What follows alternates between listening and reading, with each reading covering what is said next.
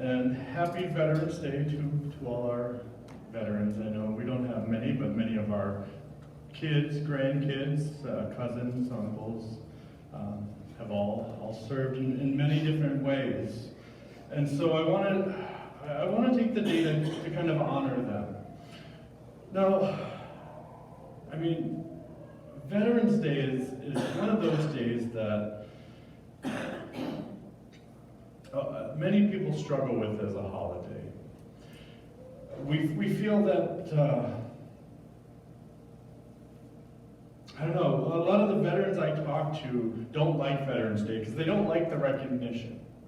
Not only do they not like the recognition, but it brings back, these memories that they tried to put behind them, and they tried to move on, and they try to just continue with civilian life in the way they know how, the best way they can.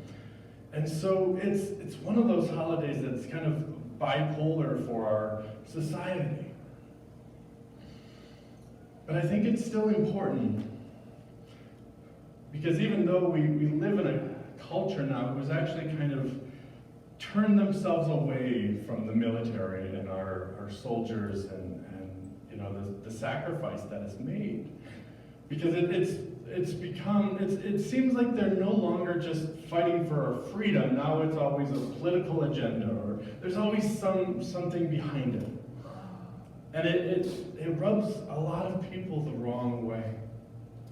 But I think our veterans are important, and they need to be honored because of their courage and their sacrifice that it takes to fulfill that. So today we're going to talk about a couple veterans in the Bible. A couple men who were mighty warriors. The number to remember is 3. We're going to talk about 3 mighty warriors today. And they are found in the book of 2 Samuel. If you have your Bible and you want to follow along. Now 1 Samuel was a prophet in the Old Testament.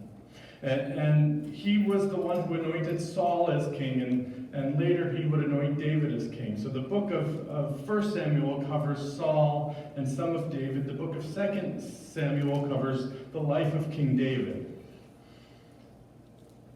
Well, in 23, this is the last chapter. The first 7 verses have David's last words, and it's kind of the final goodbye to King David. But then there's one extra section, and that's the section we're going to talk about today, starting at verse 8. Because after David's last words, and after they stop talking about David, they take the time to honor the veterans, the men who were closest to King David, who fought beside his side. And they are forever remembered as veterans for Israel. So we're going to go through and we're going to discuss them today, because I feel there's a battle still going on today in our world, in our culture, in our hearts, for our mind, that we can really learn from these warriors. So starting at verse 8, the first person we're going to talk about of the mighty warriors is Jashobeam. These are the names of David's mightiest warriors. The first was Jashobeam, the Hakmonite, who was the leader of the three mightiest warriors among David's men. He once used his spear to kill 800 enemy warriors in a single battle. It's pretty amazing that the first one that they talk about. Now, this is the mightiest of the mighty of the mighty 3, Jashobeam, who killed 800 men with a spear in one battle. Now remember, during King David's reign, King David, when he was a young boy, he defeated the giant Philistine Goliath. We know the story of David and Goliath. But then, as David was king, the Philistines continued to be at war with Israel. There was a continuous war. Battles were always being fought. David was a military man himself, and so he would lead army and he would lead his men, and they would have to They were always under a constant war against the Philistines. And so his friend, Jashobeam, who killed 800 men, the thing I love about him is that he was on the offense. He was on the attack. When it came to battle, he ran out with his spear and he slayed Philistine after Philistine after Philistine. See, as we talk about the battle that in our hearts, in our mind, in our world, the spiritual warfare that we deal with,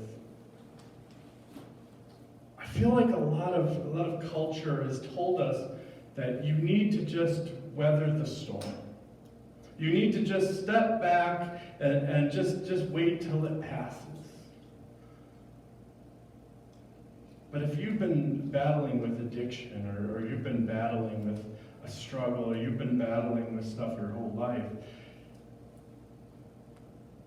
being on the defensive doesn't end it. It doesn't work. The battle will continue. The addiction to drugs or alcohol or pornography, it continues on if you just try to be on the defensive.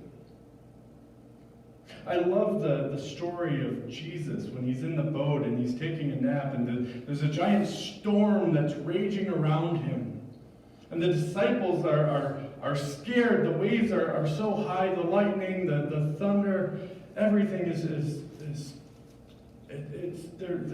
they're scared. And so they run to Jesus and they say, "Jesus, don't you care about us? We're going to die." And if you remember what Jesus did, he didn't just say, "It'll be over in a minute." No, he stood up and he rebuked the storm. He went on the offense and he told that storm, he told the wind, he told the waves to stop. And they did. See, throughout Jesus' ministry, a lot of times we think of Jesus as this, this caring, loving, compassionate person. But he was always on the attack when it came to spiritual warfare. Wherever he went, he would cast out demons, he would heal the sick, he would go against the enemy everywhere he went. He didn't just stay in Capernaum and start a church and say, "If anybody wants, they can come see me." He said, no, he walked hundreds of miles at a time to reach people and bring the message to people and to attack the enemy on his turf. And when I see Jashobeam, that is the type of man, the mighty warrior, the one who comes to attack the enemy. And that's what we're about. If you want to be mighty, if you want to end the addiction, if you want to end the struggle, you need to stand up. You need to call on Jesus. You need to seek out Jesus. You need to be on the offensive. Because for too long, the enemy will lie to us and he will tell us, "You're not enough to overcome this. Your struggle is too big." And we believe it. We believe that lie. And that keeps us from attacking. It keeps us from standing up. It keeps us from changing our ways. It keeps us from making better choices. Because we just figure, where's our hope? What can we do?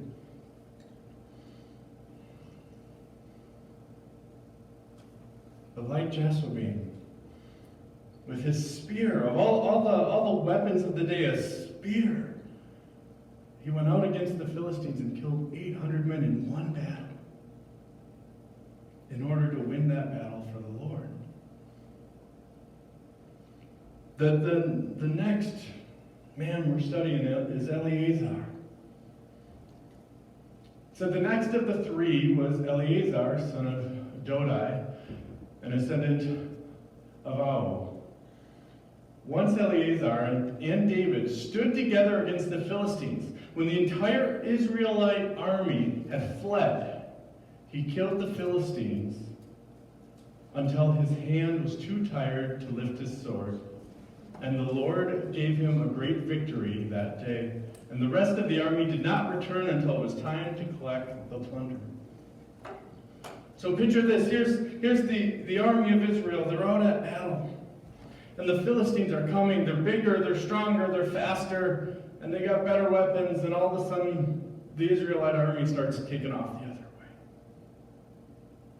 Two men, Eleazar and King David, were the ones who stood strong. And when you go through a situation like that and you're battling, and they battled until he was too tired to lift the sword. There's a bond and a brotherhood that is formed when you've been through a battle like that. Now, I've never been in the military. I've never been in warfare. So the greatest thing I can relate this to in my own life was the birth of my son. Because that, for me, was a battle. She was in labor for 30 hours. I didn't sleep for some 36 hours. And it came time to give birth and to start pushing, but her doctor was on vacation. And so the doctor who was there was in the next room delivering another baby. So it was me and it was one nurse, and the advice was, just tell her not to push.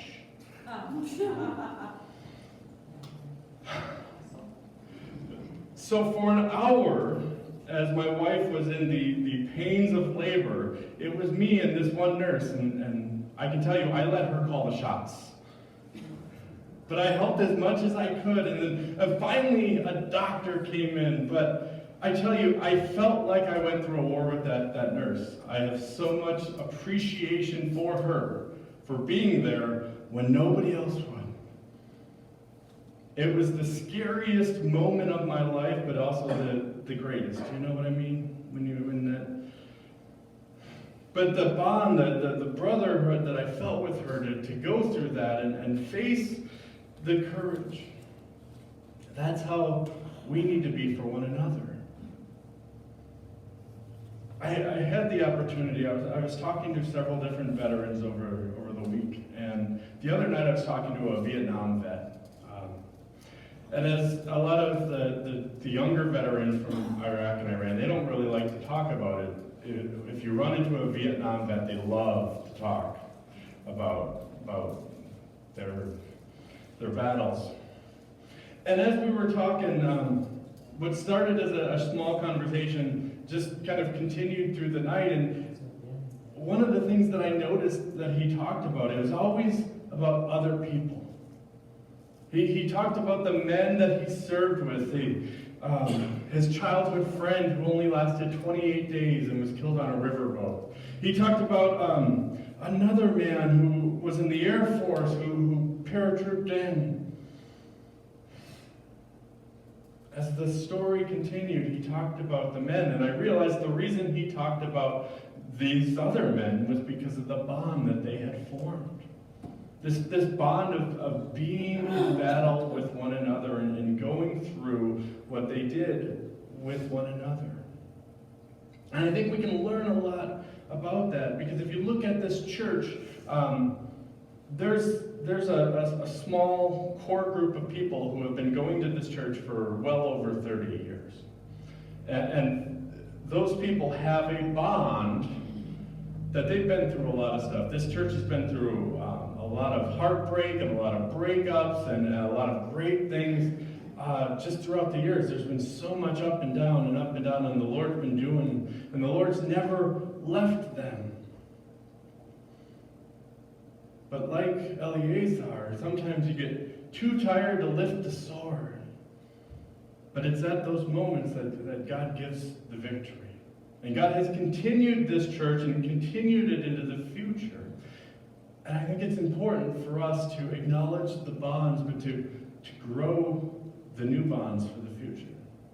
To continue to reach out to the community, to continue to love others.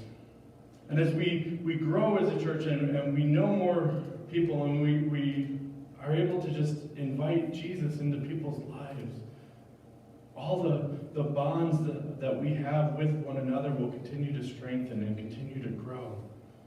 Those are really the things that make a church grow. People don't come here to hear a pastor preach. They don't come because the pastor's wife made cookies. They either come or they leave depending on who's in the congregation and the bonds and the welcomeness that they feel with others. That's just the truth. Eleazar and David stood together against the Philistines. And I can't imagine King David, because as the entire army ran away and waited till the battle was over to come back. Oh, it's time to plunder. Okay, let's go back now. And I know we have people here that had left for a while and have come back, and it's one of those things that you invite them back and you just continue to press on.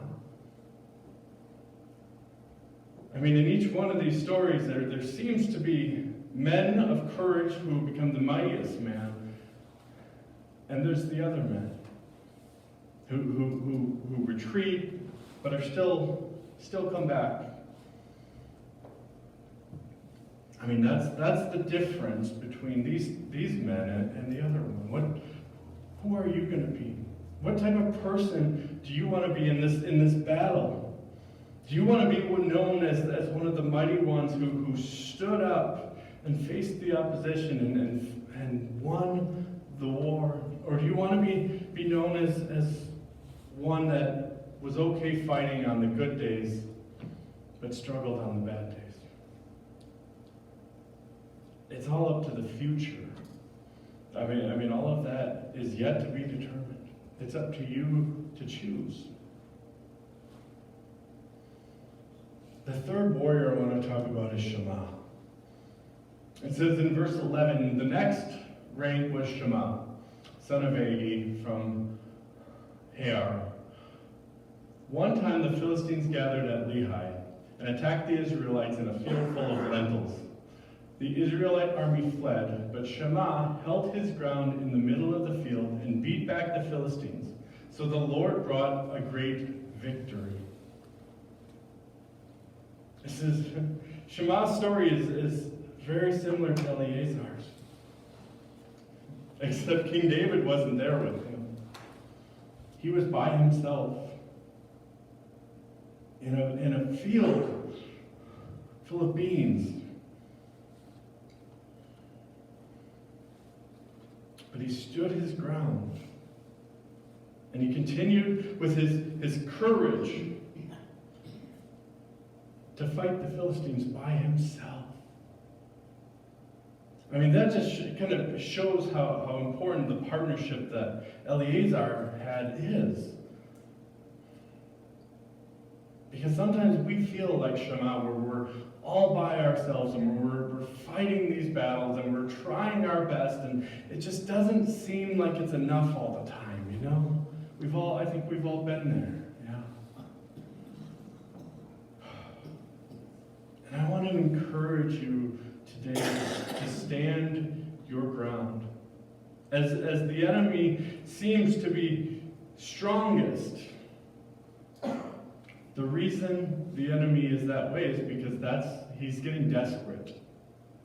Because you are close to victory with your addictions. You are close to victory with your struggles, with your broken relationships, with your whatever it is that the war is trying to take from you, whatever it is that the enemy is trying to take from you. It's when it feels the hardest, like your arm's too tired to hold the sword, like you're going to give up.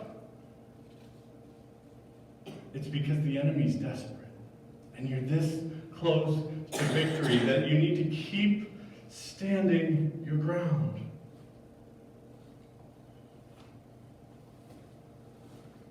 Shammah stood his ground in this field and took on Philistine after Philistine. And the Lord gave him victory.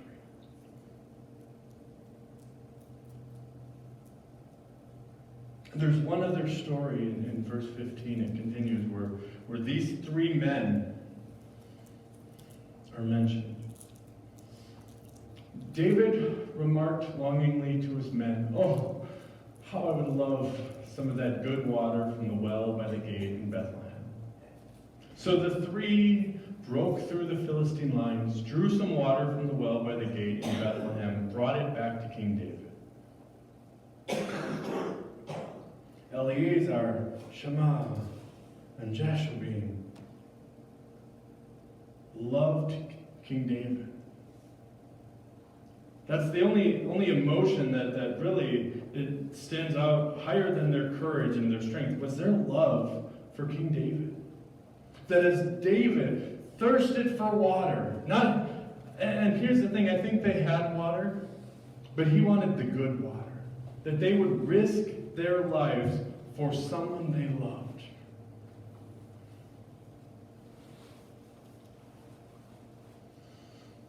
But he refused to drink it. Instead, he poured it out as an offering to the Lord. "The Lord forbid that I should drink this," he exclaimed. "This water is precious as the blood of these men who risked their lives to bring it to me." So David did not drink it. These are the examples of the exploits of the three. It's hard for us to comprehend that David would not drink this water. That they would go through so much and risk so much for David, only for him to then say no. But see, David's not saying no.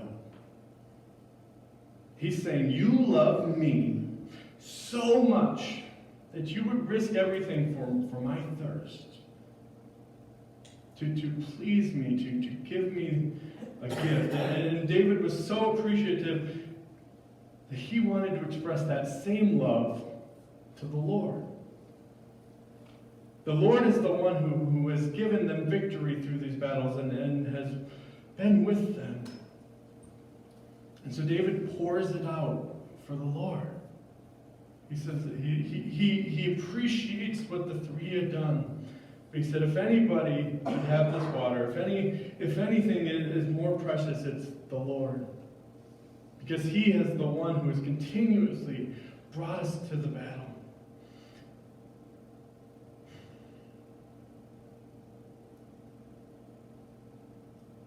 There's a bit of a sacrifice when it comes to battles.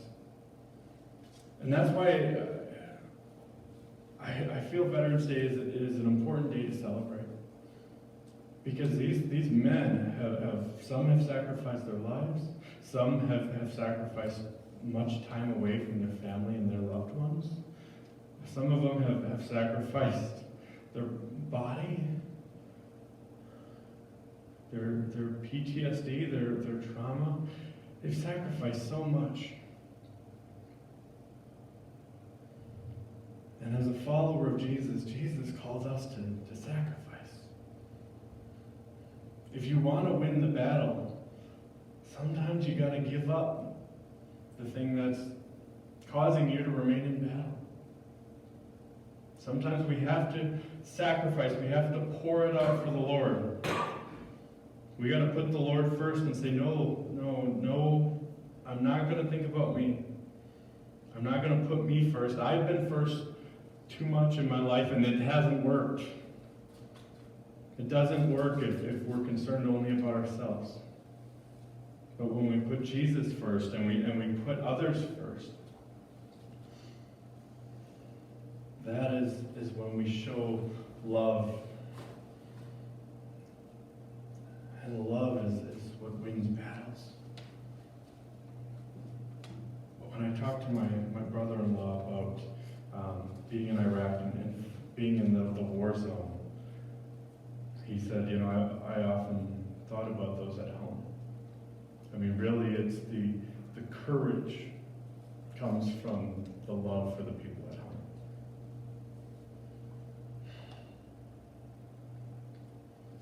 And our courage as followers of Christ comes from Jesus. Our courage to make it through this life, through this culture, through this pain, to win these battles for our mind and our body all start with Jesus' love. So as mighty warriors of Gateway, I ask all of you, what battle are you going to win? God is asking you to take courage. God is asking you to have faith. He is asking you to believe in Christ Jesus. Because Jesus has won the battle that you face. You need to accept him and accept yourselves in his image. The identity that Christ has for you, one who is loved, one who is cared about, one who is chosen. That's who you are. So next time the enemy tells you that you're not good enough, you can say, no. The creator of heaven and earth has chosen me. I am good enough because I have the love of Christ Jesus, who made the ultimate sacrifice for us.